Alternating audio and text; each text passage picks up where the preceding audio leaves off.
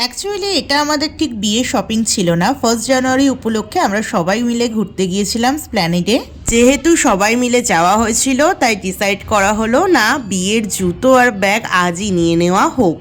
Dharmatala শ্রীলেদার্সে all টাইমই একটা রাস চলে, আবার সেদিন ছিল 1 জানুয়ারি, আরও ভিড় ছিল।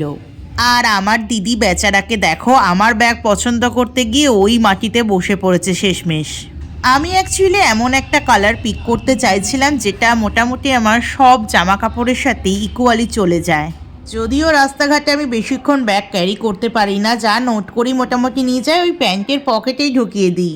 এবার আসি জুতোর পালায়। আমার জন্য জুতো চুজ করে নেওয়াটাও একটা চাপের ব্যাপার ছিল, কারণ এই ধরনের স্টোন সেটিংয়ের জুতো মানে যেগুলো ওয়েডিং পারপাস ইউজ হয় আমি খুব একটা পরিনি কখনো, তাই জন্য আমার ক্ষেত্রে এটা একটু চাপেরই ছিল। কেনাকাটা করে শ্রীলেদার্সের অপোজিট গলি ধরে আমরা চলে গিয়েছিলাম আমাদের অল টাইম ফেভারিট ম্যানচাওতে মোমো খেতে।